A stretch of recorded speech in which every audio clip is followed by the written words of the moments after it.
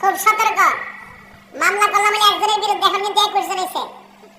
সবজির এজাহার লাগতে সময় লাগতেছে, পেন ড্রাইভের মধ্যে বয়ান লাগতেছে, লিঙ্ক আনো লাগতেছে, একটু সময় লাগতেছে। যেটা দালালি করছে তাড়াতাড়ি ফিরে আস। এখন যারা বক্তব্য দিতেছেন তারা স্কিজে কি কো আহমদুল্লাহ সাহেব ভুল ধরতেছে তাহিরি, আমরা তো তাকে আলেমই মনে করি না।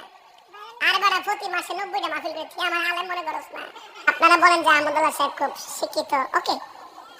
আমি কালকে ওনার উইকিপিডিয়া দেখলাম সার্চ করে, উনি মাদ্রাসা বোর্ডের কোনো সার্টিফিকেটই তার নাই।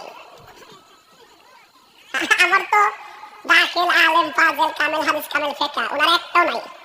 তোর যদি দলিলে এত পাওয়ার থাকে তাহলে এই সাধারণ মানুষের পয়সা দিয়ে কষ্ট করে আয়োজন করা মাহফিলে এসে মাইক গরম না করে আর 15 দিন 20 দিন 1 মাস 2 মাস ভাইরাল হওয়ার চিন্তা নিয়ে খালি একই জিকির একই জিকির একই জিকির, এক কথা কয়বার বলা লাগে? এক কথা তো একবার বললেই চলে। বলতে বলতে বলতে বলতে বলতে মানুষ শুনতে শুনতে ক্লান্ত, বাড়ে বলতে বলতে ক্লান্ত হয় না আর কত। তারপর আবার নাম নিয়ে নিয়ে গালি গেল, ওই হুজুর তোরে দেখে ফেলামু, ওই হুজুর তোরে খায়া ফেলামু। আরে এডি কি রে ভাই, তুই কি গুন্ডা হতে চেয়েছিলি, ভুলে হুজুর হয়ে গেছি? না হলে এগুলো তো কোনো আকলমান ব্যক্তির কথা না। তোমার দলিল থাকলে তুমি দলিল দাও, যুক্তি থাকলে তুমি যুক্তি দাও, আর বাপের বাটা হয়ে থাকলে ফেস টু ফেস এসে বসে তারপর দলিল দিয়ে তোমার কথা প্রমাণ করে দিয়ে যাও। আর যদি কোনোটা না পারো ভণ্ডামি ছেড়ে দাও। কি এক যুগ, বাউল এসে ফাউলগিরি করতে থাকবে, আর কিছু বললে মানুষ বলবে হায় হায় ঐক্য গেল রে। আর ঐক্য নষ্ট করেছে কি আগে দেখো না। সোজা সাপটা কথা যে বোঝে না, সোজা সাপটা কথা মানে যেটা নিয়ে ইতিহাসে কোনোদিন বিতর্ক হয় নাই, এইরকম বিষয় নিয়ে আইসা একেবারে সব উড়ায় টুড়ায় দিয়া নিজের একমাত্র জামানার হক সিপাহ সালার দাবি করা, এর চাইতে বড় ফাইজলামি কি হতে পারে? তো ফাইজলামের একটা টাইম টেবিল আছে। আমরা এগুলো করলে নাস্তিকরা হাসে না? আরে হাসে না? বলে দেখেছো মোল্লাদের আর দমন করতে আমাদের লাগবে না, মোল্লারাই মোল্লাদের দমায় দিবে। এজন্য দেখবেন হুজুরে হুজুরে লাগলে পেছন থেকে ওরা পিন মারে। নিজম মজুমদার পিন মারে নাই, অমুক ভাই আগায় যাও, তমুক ভাই আগায় যাও। আরে তুমি ভাই এত হুজুর প্রেমিক হয়ে গেল কেমনে? আসলে হুজুর প্রেমিক হয় নাই।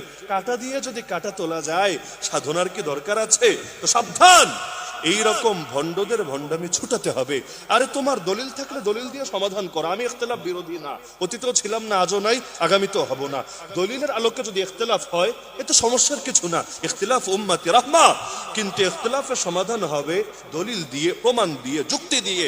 ইখতিলাফের সমাধান হামলা মামলা মামলা মামলা। কিছু মানুষের গায়ে কারেন্ট থাকে বেশি, মানে কথা বললে মামলার হুমকি ছাড়া যেন আর কিছু পাই না। এত হুমকি তো ক্ষমতাসীন দলের রাজনীতি যারা করে এদের অনেকেও দেয় না। ওরা যদি দিত বাংলাদেশের লোকে খুঁজে পাওয়া যেত না। প্রত্যেকে যদি একটা করে মামলা দিত, বুঝেন, ক্ষমতাসীন দল যারা করে এদের প্রত্যেকে যদি একটা করে মামলা দিত আর এক এক মামলায় 10 জন করে ঢুকাতো, বাংলাদেশের লোক খুঁজে পেতেন আপনারা? তাহলে যারা দল করে ওরা পর্যন্ত যেই পরিমাণ মামলা হামলার হুমকি দেয় না, কিন্তু কিছু মানুষ লেবাস লাগিয়ে এই রকম হুমকি ধামকি না দিলে পেটের ভাতি হজম হয় না। আরে ভাই হুজুর হয়েছিস কি গুন্ডামি করার জন্য? যদি হুজুর হয়ে থাকিস, হুজুর মানে নবীর ওয়ারিস, তা আল্লাহর নবী সাল্লাল্লাহু আলাইহি ওয়াসাল্লাম তিনি তো মামলা হামলার খেলা খেলেছেন। আল্লাহর নবী কার কার নামে মামলা দিয়েছেন, কার কাছে মামলা দিয়েছেন? আপনি মামলা দিবেন কার বিরুদ্ধে এবং কার কাছে? আপনি সেকুলার কোর্টে গিয়ে মামলা দিবেন। সেকুলার কোর্ট মানে কি? যেখানে কোরআনের আলোকে বিচার হয় না, যেখানে হাদিসের আলোকে বিচার হয় না, যেখানে সাহাবীরা কি বলেছে দেখে না, যেখানে দেখে তাদের আইনে কি লেখা আছে, কোন আইন, যেই আইন মানুষ বানিয়েছে অথবা যেই আইন ব্রিটিশরা রেখে গেছে, এটাই তো মূল কথা। তা আপনি ধর্মের প্রতিনিধি হয়ে, পয়েন্ট বুঝেন, আপনি ধর্মের প্রতিনিধি হয়ে, কোরআনের খাদেম হয়ে, নবীর আশিক হয়ে আপনি কি না আর এক ভাইয়ের বিরুদ্ধে দলিল দিয়ে মোকাবেলা না করে আপনি তার বিরুদ্ধে নালিশ দিচ্ছেন সেকুলার কোর্টের কাছে? তাহলে কারে আপনি শ্রেষ্ঠ মেনে নিলেন, সেকুলারিজমকে না ইসলামকে? যার কমন সেন্স আছে সে বলবে আপনি তো শ্রেষ্ঠ মেনে নিয়েছেন সেকুলারিজমকে, আর সেকুলারিজমের সামনে ছোট করে ফেলেছেন ইসলামকে। একটা উদাহরণ দিলে ভালো বুঝবে। আমার ছেলে ভুল করেছে, করতেই পারে।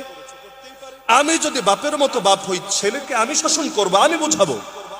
এমনকি ভাইয়া ভাইয়া দ্বন্দ্ব হয়েছে, ভাইয়া ভাইয়া দ্বন্দ্ব হতেই পারে, তারা বাপের কাছে প্রয়োজনে যাবে, গিয়ে সমাধান করবে। কিন্তু তারা যদি বাপের কোন দুশমনের কাছে যায়, যার আদর্শ বাপের আদর্শের পুরো উল্টা, তার বাপের গোটা জীবন কাটছে যে আদর্শের বিরুদ্ধে সংগ্রাম করার জন্য, তার কাছে যায় নিজেদের অভ্যন্তরীণ বিষয় সমাধান করার জন্য। পয়েন্ট বোঝেন, এরপর জবাব দেন। তাহলে এই খবর বাপ শুনলে মনে কষ্ট পাবে নাকি পাবে না?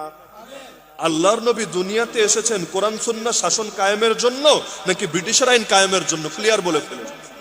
আল্লাহর নবী এসেছেন কোরআন সুন্নাহর আইন কায়েমের জন্য না ব্রিটিশের আইন কায়েমের জন্য? তো যেই আইন বানানো হয়েছে কোরআন সুন্নাহ দিয়ে না, বরং মানুষ বানিয়েছে মানুষের বিভিন্ন জাগতিক কারণের।